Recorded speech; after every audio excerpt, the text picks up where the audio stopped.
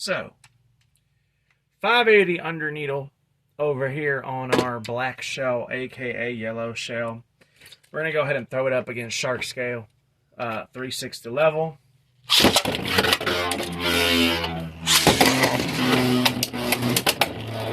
how it does. This is more just testing parts. This is where my mindset goes to, trying different ratchets, seeing what works.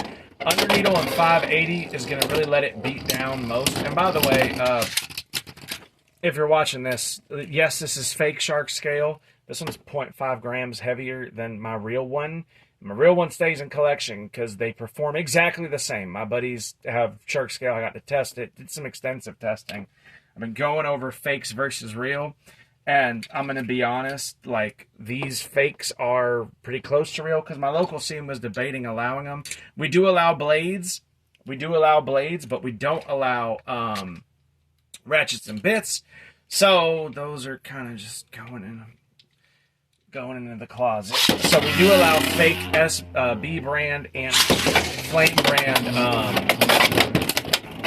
blades. So this is a flame brand one, and I'd say it performs exactly like the real one. So this is what I mean. I think 580 under needle black shell is really underrated. We're going to go ahead now. It takes the right launch strength for sure. But, I mean, here we're going to go ahead and go Pegasus Blast. Yeah, we're going to go Pegasus Blast. Jaggy 660 and Taper, which I think is actually really solid. So we'll see how this plays out. Now, this I don't know that it'll outspin. I think most attack types are just going to die to it. And I think you will struggle with Cobalt Dragoon. But I do think that this, while you are limited on your angles, I think this is a pretty decent defense type. But I don't, yeah, see, not going to outspin. Okay. Damn, that sort of sucks. That sort of sucks, not going to lie. What else I want to throw on this? You know what? We finna take, where'd my kick bit? Where's my super suit? Why do you need to know? Here's Tyranno Beat. Wait, yeah. No, it's Tyranno Beat 370 and kick. This is one of the baddest things. I feel like if you could... This ruins most of the meta.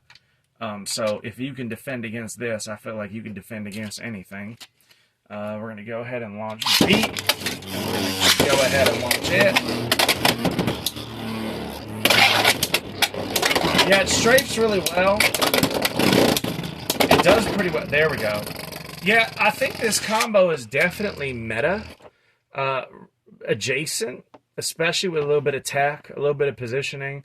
I'm not trying super hard. I'm just kind of lopping it and seeing what it can do. I can absolutely use this in meta, even though, remember, guys, apparently I can only play in Hasbro.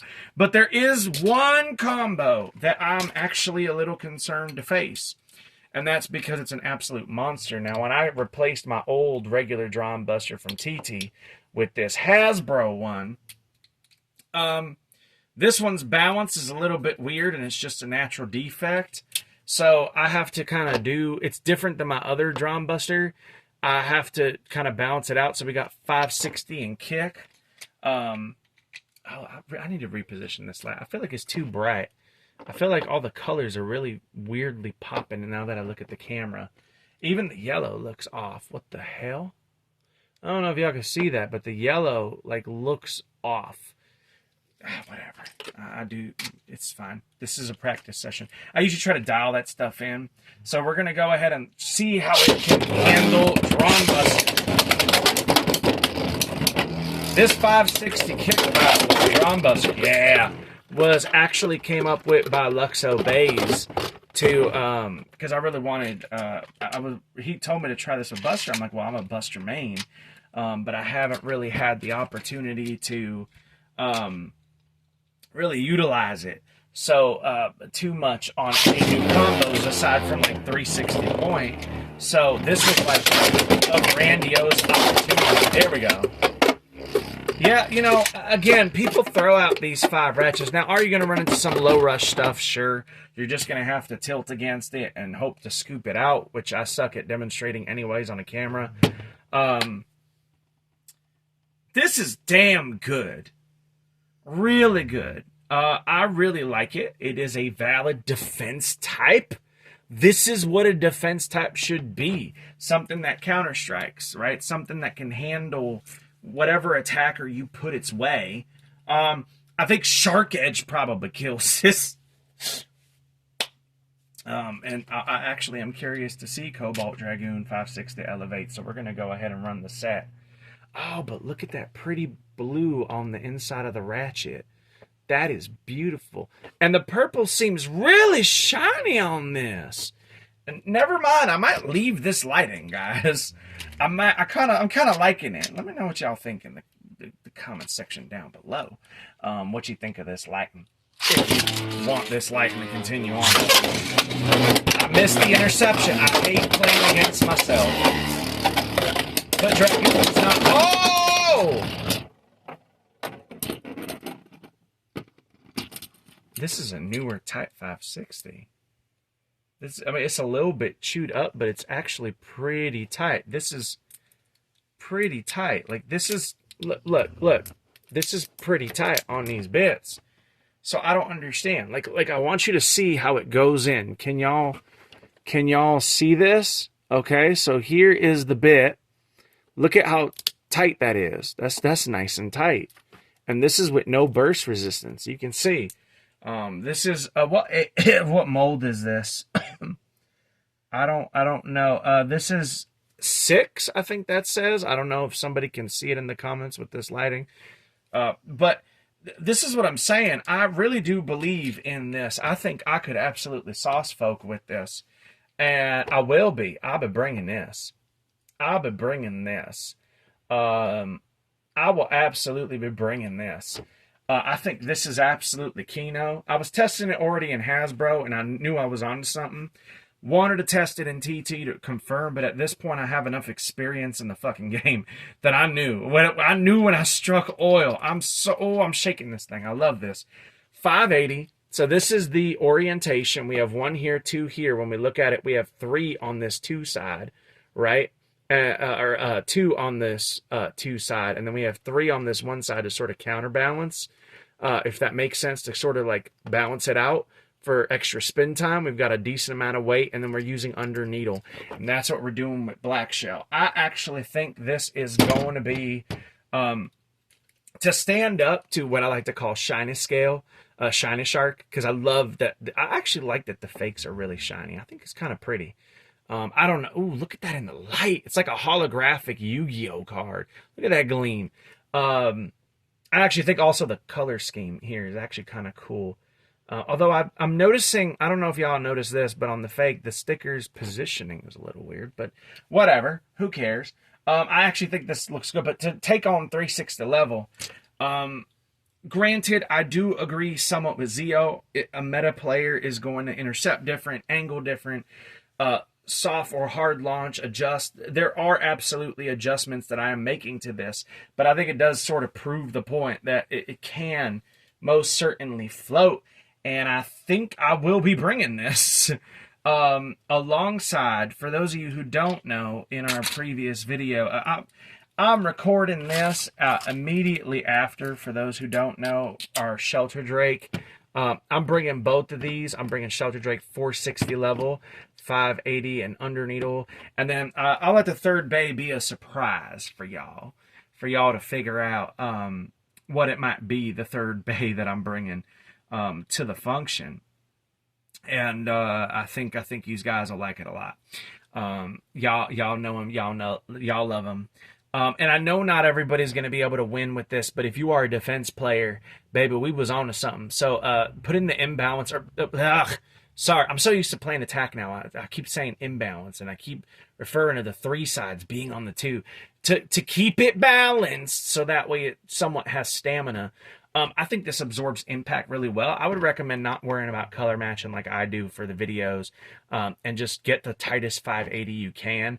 I feel like it is true that the C-clamp structure of 80 height, I do feel like for some reason some are tighter, some are looser, and the same I think is also true of 60, to be honest. I actually think this is pretty good. I think you're going to get a lot of really good KOs. It's the right parts. It's used the right way. I think you'll be amazed at what you can do with this. And the whole reason why I want to make this video is because I think people don't, people write off things and parts and stuff. I mean, even I do it. Fuck metal needle. Fuck metal needle. Oh, I just hit my tripod. I just hit my tripod. I'm so sorry, tripod. I swear I love you.